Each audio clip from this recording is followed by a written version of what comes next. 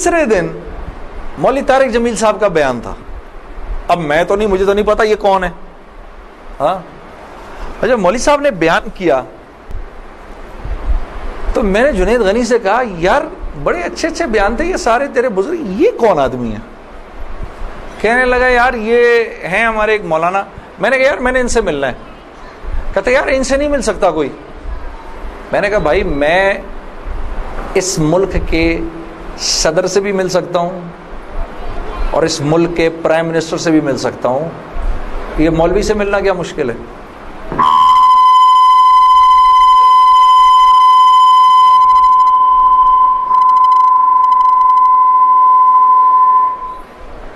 اب ٹھیک ہے, ٹھیک ٹھیک بہترین, تھوڑا سا اور, تھوڑا سا اس کا گیم تھوڑا کم کر دو. ٹھیک ہے,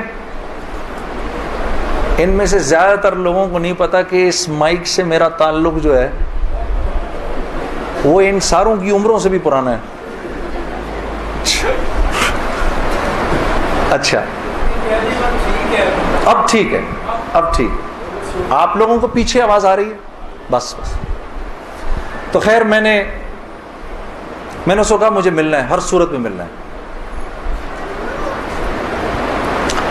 کہنے لگا یار کس طرح کریں گے, کس طرح کریں گے, چل میں تجھے لے کے چلتا ہوں.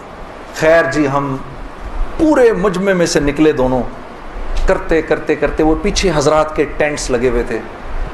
کرنگی میں ہوا تھا یہ کراچی کا اجتماع. میں اور یہ بات کر رہا ہوں 1997 سپٹمبر 1997 3 سپٹمبر مجھے ابھی تک یاد ہے, میری سالگرہ تھی 3 سپٹمبر 1997. عمر بھی بتا دوں میری کیا ہو گئی تھی, معلوم ہے سب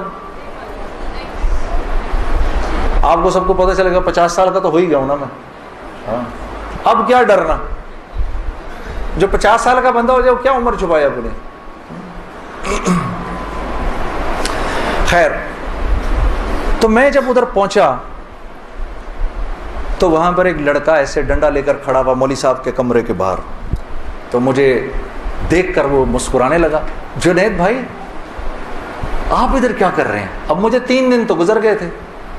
میں نے کہا کیوں بھائی, میں کیوں نہیں آ سکتا ادھر, تو بڑا مسلمان ہے میرے سے. ہنسنے لگا, نہیں نہیں نہیں وہ میں نہیں کہہ رہا, میں آپ کو دیکھ کے تھوڑا حیران ہو گیا, کیا کام ہے؟ میں آپ کا بڑا فین ہوں. میں نے کہا اچھا. تو میں نے کہا کہ مجھے یہ جو تھے نا مولانا طارق جمیل, ان سے ملنا ہے. کہ یار جنید بھائی ان سے تو ملنے کی کسی کو اجازت نہیں ہے. میں نے کہا تم جا کر بتاؤ تو صحیح کہ میں نے ملنا ہے. اچھا میں کچھ کرتا ہوں. خیر وہ اندر گیا, اس نے اندر جا کر کہا کہ آپ آئیں اندر. تو میرا دوست جنید غنی مجھے لے گیا. آپ یقین کرو میں نے مولوی طارق جمیل صاحب کو زندگی میں کبھی اکیلے بیٹھے نہیں دیکھا. وہ اللہ نے شاید اس دن ملوانا تھا یا بات کروانی تھی, اکیلے بیٹھے ہوئے تھے خیمے میں اپنے. جنید غنی نے جا کر اندر کہا مولانا میرا ایک دوست ہے جنید جمشید, وہ آپ سے ملنا چاہتا ہے. مولانا نے کہا کون جنید جمشید؟ میں باہر کھڑا حیران ہو گیا, ان کو کیسے پتا میں کون ہوں؟ اندر بھیجو اس کو, اندر بھیجو. مجھے بلایا اندر اور جنید غنی کو کہا تم باہر جاؤ, تم باہر انتظار کرو. وہ باہر چلا گیا. یہ نوجوان جیسے بیٹھے ایسے جا کے میں مولوی صاحب کے سامنے بیٹھ گیا اور مجھے ایسے تیز نظروں سے انہوں نے دیکھنا شروع کر دیا. میں نے کہا آپ مجھے ایسے کیوں دیکھ رہے ہیں؟ کہتے ہیں میں تجھے نہیں دیکھ رہا, میں تو اللہ کی شان دیکھ رہا ہوں. میں نے کہا جی کیا مطلب؟ کہا تیرے بڑے بڑے بورڈ لگے ہیں فیصل آباد کے اندر, بڑے بڑے بورڈ لگے ہیں. میں اکثر ان بورڈز کو دیکھ کر کہتا تھا, مجھے بعد میں مولانا نے بتایا, میں ان کو بورڈز کو دیکھ کر کہتا تھا ہر ایک کو ہدایت مل سکتی ہے, اس کو نہیں مل سکتی. ہاں آج میں جب ادھر ایئرپورٹ آ رہا تھا تو ایئرپورٹ پہ تیرا بڑا سا بورڈ لگا ہوا تھا, ایسے ہی میرے دل میں آئی یا اللہ کیا یہ نہیں ہو سکتا کہ اس سے میری ملاقات ہو جائے, اور تو میرے سامنے بیٹھا ہے, میں اللہ کی شان دیکھ رہا ہوں. تو میں نے کہا اچھا.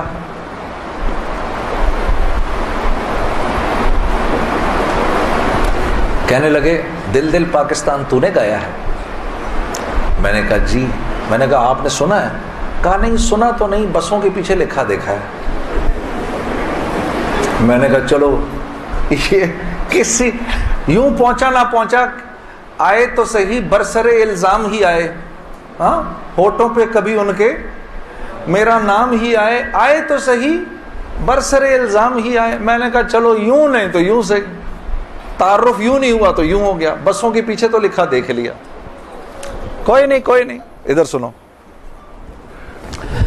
اور یہ ہمارے ملک کی سوغات ہے, اس پہ گھبرانا نہیں چاہیے یار. ایسے ہو جاتے ہیں یہ کیا, ارے یار کیا ہو گیا, بجلی چلی گئی نا, آ گئی. یہ تو ہمارے ملک کی سوغات ہے, اس پہ گھبرانا نہیں چاہیے. ہاں اس پہ اس لیے نہیں گھبراؤ, آپ نہیں گھبراؤ گے نا تو غیر بھی نہیں گھبرائیں گے. جب آپ گھبرا جاتے تو غیر بھی کہتے ہیں ہاں یار کوئی عجیب سی بات ہو گئی ہے. تو ہاں ان کو بھی بولو یوز ٹو ہو جاؤ بھائی, ہم لوگ مل بانٹ کے کھانے والے ہیں, کبھی آپ کے گھر نہیں تو کبھی ان کے گھر نہیں, ہاں کبھی میرے گھر تو کبھی آپ کے گھر. تو اس پہ گھبرانا نہیں چاہیے. خیر, تو میں نے مولوی صاحب سے کہا مولانا میرا ایک سوال ہے. ایک پاکستانی نوجوان میری عمر کا, جس نام شہرت کا تصور بھی نہیں کر سکتا, وہ سب کا سب میرے پاس موجود ہے,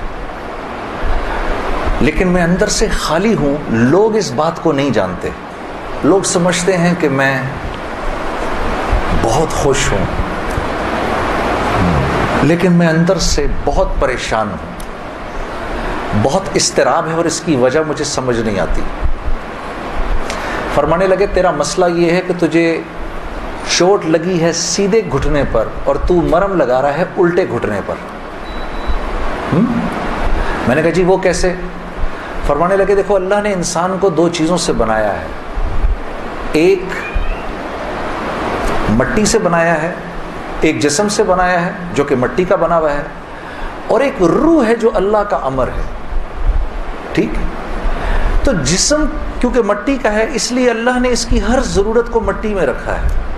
جو کھانا ہم کھاتے ہیں, جو کپڑے ہم پہنتے ہیں, جو پانی ہم پیتے ہیں, جو جن گھروں میں ہم رہتے ہیں, جو چیزیں ہم استعمال کرتے ہیں, یہ سب جسم کی ضرورت کی چیزیں ہیں.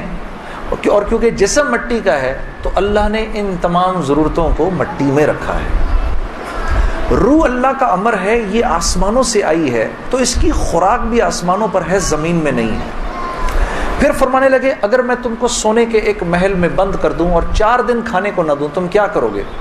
میں نے کہا ظاہر سی بات ہے میں چیخوں گا کہ مجھے کچھ کھانے کو دو. کہا بس یہی حال تیری روح کا ہے کہ تیرا جسم اچھے اچھے کپڑے پہنتا ہے, بڑی بڑی گاڑیاں چلاتا ہے, اچھے اچھے محلوں میں رہتا ہے, اور تو اپنے آپ کو سیٹسفائی کرنا چاہتا ہے, لیکن اندر تیری روح جو ہے وہ بھوکی ہو کے جب چیختی ہے تو تیرے سر میں درد ہوتا ہے. تو اس روح کی بھوک کا بھی تو علاج کر. تو میں نے کہا اس کی خوراک کہاں ہے؟ کہا یہ آسمانوں سے آئی ہے تو اس کی خوراک بھی آسمانوں پر ہے, زمین میں نہیں ہے. اور دل کے سکون, چین اور اطمینان کا تعلق اس مٹی کے بنے ہوئے جسم سے نہیں ہے, بلکہ اس آسمان سے آئی ہوئی روح سے ہے. تو میں نے کہا اس کی غذا کیا ہے؟ فرمانے لگے اس کی غذا اللہ کا کلام ہے, اللہ کے حکم ہے, اس کی غذا نبی کی زندگی ہے, نبی کے طریقے ہیں, نبی کی سنت ہے. وہ جب تک اس کو ملیں گے نہیں یہ بھوکی رہے گی, اور جب یہ بھوک کر چیخے گی تو پھر تم تو مسلمان ہو, تمہیں تو پتہ ہے, غیروں کو تو پتہ نہیں. وہ دماغ کی اس چیخ کو سلانے کے لیے کبھی شراب پیتے ہیں, کبھی نشے کرتے ہیں, لیکن یہ تو جب تک روح بھوکی ہے اس وقت تک اندر سے تم مضطرب رہو گے, سکون چین نہیں ملے گا. اور پھر قرآن کی وہ آیت پڑھی, مجھے آج بھی یاد ہے, الا بذکر اللہ تطمئن القلوب, کہ اللہ پاک چیلنج دے رہے ہیں سب کو کہ اگر دل کا سکون, چین اور اطمینان چاہیے میرے بندو, مالداروں, حکومت والوں, دولت والوں, شہرت والوں, اگر تمہیں دل کا سکون چین اطمینان چاہیے تو تمہیں مجھ سے تعلق بنانا پڑے گا، مجھ سے یاری لگانی پڑے گی۔ مولانا کی یہ بات سن کر میں تو پہلے ہی پریشان تھا، 3 دن سے بیان سن رہا تھا، میں تو دھاڑے مار کے رونا شروع ہو گیا، روتا رہا بڑے دیر تک۔ پھر جب مجھے تھوڑا سا چین آیا تو میں نے کہا مولوی صاحب اس کا مطلب کیا ہے، میری پوری زندگی برباد ہو گئی؟ تو فرمایا نہیں، بالکل بھی نہیں، کہ یہ معاملہ تم دنیا والوں سے تھوڑی کر رہے ہو، یہ معاملہ تم تو اللہ سے کر رہے ہو۔ اور اللہ کے ہاں معاملہ کیا ہے؟